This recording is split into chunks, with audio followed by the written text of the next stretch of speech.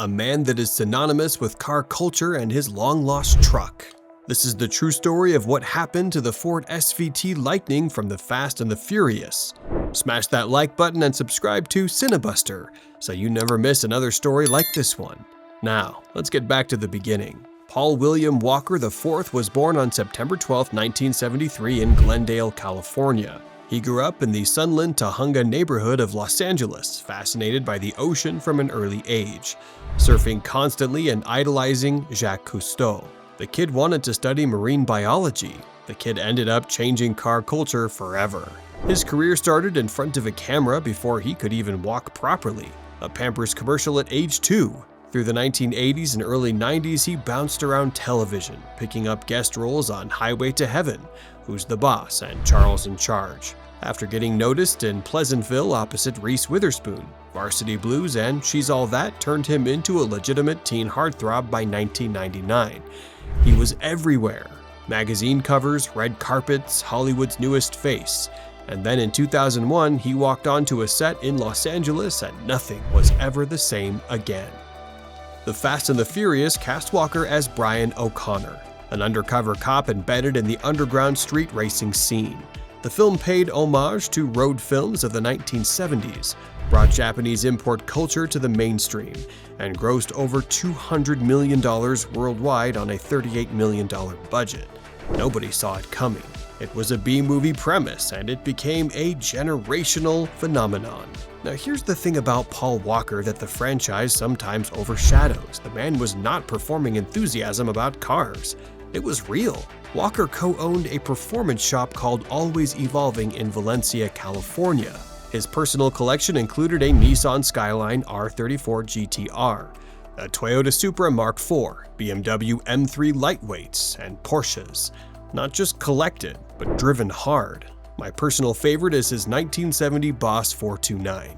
When journalist Matt Farah visited the Always Evolving garage, he noted that Walker's Porsche GT3 RS showed serious track time, chips, scratches, real use. These weren't garage queens. This man drove his cars. At the Barrett-Jackson auction in 2020, 21 vehicles from his personal collection sold for over $2.3 million, with proceeds going to a trust for his daughter, Meadow. The star lot was a 1995 BMW M3 E36 lightweight with only 4,600 miles that fetched $385,000. Craig Jackson, chairman and CEO of Barrett-Jackson, compared Walker to a modern-day Steve McQueen, a man who lived his passion for racing in every aspect of his life. And he was more than cars. Walker founded the humanitarian aid nonprofit Reach Out Worldwide in response to the 2010 Haiti earthquake.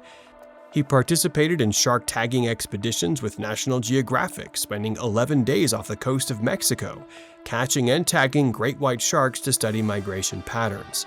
The guy was quietly extraordinary in ways that never made the tabloids. On November 30th, 2013, Walker was a passenger in a Porsche Carrera GT, driven by his friend Roger Rodas, when the car crashed in Valencia, California. He was 40 years old. His daughter Meadow was 15. Furious 7 was still in production. His brothers Cody and Caleb stepped in as stand-ins for unfinished scenes. And the film's ending, Brian O'Connor driving off into the white, became one of the most affecting tributes in Hollywood history. Now, let's talk about the trucks. Universal Pictures was about to release a low-budget street racing film that nobody expected to matter. To make those cars feel real, they needed working vehicles that lived in the world of the story, not just the hero machines. The Supra, the Charger, the Eclipse. The background vehicles, the everyday ones. The ones that belonged to people who actually worked on engines for a living. That's where the Lightning came in. Ford provided the production with 2 SVT Lightning F150s as promotional loan vehicles. This was standard practice. Manufacturers supplied vehicles in exchange for screen time, took them back when filming wrapped, and moved on. No fanfare, no special handling. Just a fleet agreement between a studio and an automaker. But these weren't ordinary trucks, even by SVT standards. The second-generation Lightning packed a supercharged 5.4-liter V8, producing 380 horsepower and 450 pound-feet of torque, 0 to 60 in 5.2 seconds, in a full-sized American pickup truck. Ford had taken their workhorse platform and turned it into something genuinely dangerous, wrapped it in aggressive bodywork, slammed suspension, and a supercharger whine that turned heads at every intersection. Brian O'Connor couldn't have driven a more fitting parts runner, and that's exactly what they were used for on screen. Both trucks appear throughout the film's first act as Brian's work vehicles while employed at the Racer's Edge speed shop. They're in the parking lot confrontations, the staged arrest scene, the early character moments that establish who Brian is before everything goes sideways. But their most important scene, the one that actually matters to the plot, is the parts haul to Dom Toretto's garage, the Supra that Brian and Dom race at the end of the film, the car that everyone remembers, the car that launched a franchise that's still running today. Those parts arrived in the bed of a Lightning. Those trucks are in the DNA of the entire Fast and Furious universe. And then filming wrapped and Ford took them back. Here's where the trail goes cold. And this is the part that should make every film preservation advocate genuinely uncomfortable. When the production closed in 2001, the two Lightning trucks were returned to Ford through the standard fleet channels and fed back into the automotive pipeline. No documentation was flagged, no studio archivist pulled the VINs and marked them for preservation. No one at Universal made a call to say, hold on, these vehicles just appeared in what might become one of the biggest franchises in Hollywood history. Two red F150s, indistinguishable from the thousands of other SVT Lightnings on the road, quietly re-entered the used vehicle market as if they'd never been anywhere near a film set. And that's the brutal reality of automotive film history. Unlike a costume or a prop that gets locked in a warehouse, vehicles get driven, they get sold, they change hands 3, 4, 5 times over a decade. Each new owner knows less than the last. The paperwork gets lost, the stories get forgotten, and a truck that spent weeks on a Universal Pictures production in Los Angeles becomes, to its third or fourth owner, just a used Ford with some miles on it. That's exactly what happened here. For over 20 years, both trucks existed in the hands of private owners who had absolutely no idea what they were sitting on. No knowledge of the film, no awareness of the production history. Just two red SVT Lightnings being used, stored, passed along, and slowly becoming invisible. The Fast and the Furious had by this point grown into one of the highest-grossing franchises in cinema history. The Supra from the film had sold at auction for $550,000. The original Charger had become a holy grail for collectors, and the trucks that hauled the parts to build that Supra were sitting in private hands, completely unrecognized. One of them came within hours of being stripped for parts entirely. That's where Furious Garage enters the story. If you haven't found their channel yet, go find it now. Link is in the description below. These are serious Fast and Furious researchers and enthusiasts who do the actual legwork. The kind of people who dig through production records, cross-reference VINs, and follow code trails across years without giving up. And here's what separates this from just a lucky find. Documentation and certification confirm that these are the actual production vehicles from the film. This isn't a case of matching paint and hoping for the best. The VINs trace back, the paper trail holds. These are definitively, verifiably the trucks that Brian O'Connor drove on that Universal Pictures production in 2001. When they tracked down both Lightning trucks, the situation with one of them was critical. According to their Instagram, and I'm paraphrasing here, one of these trucks was about to be parted out, and they saved it just in time.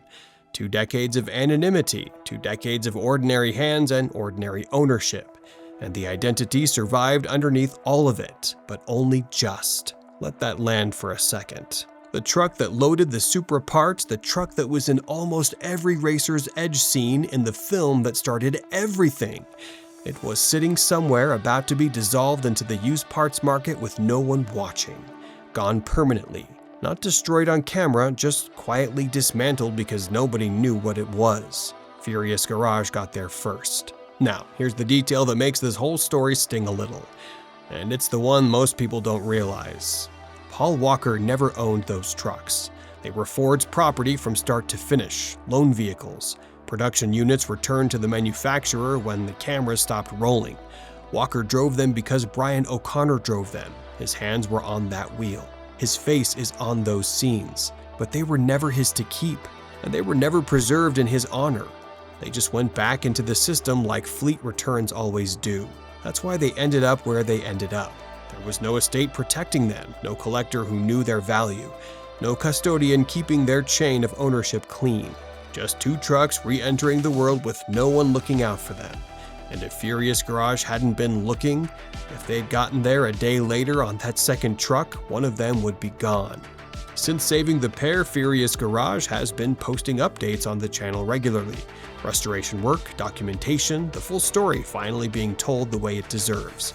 Go subscribe to them, the link is below, they earned it. And the detail I keep coming back to is this: those trucks are still hauling, still being used, still being seen, still connected to the franchise that made them matter.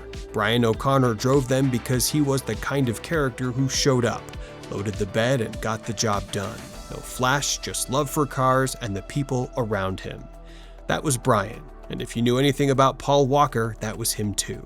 20 plus years later, the parts runners from the first Fast and Furious film are still on the road, and the only reason they survived is because somebody cared enough to go find them. For Paul. If this story hit different for you, drop a comment below with what you think would have happened if Furious Garage hadn't found them in time. And if you want more deep dives exactly like this one, subscribe to CineBuster. We go where the cars are.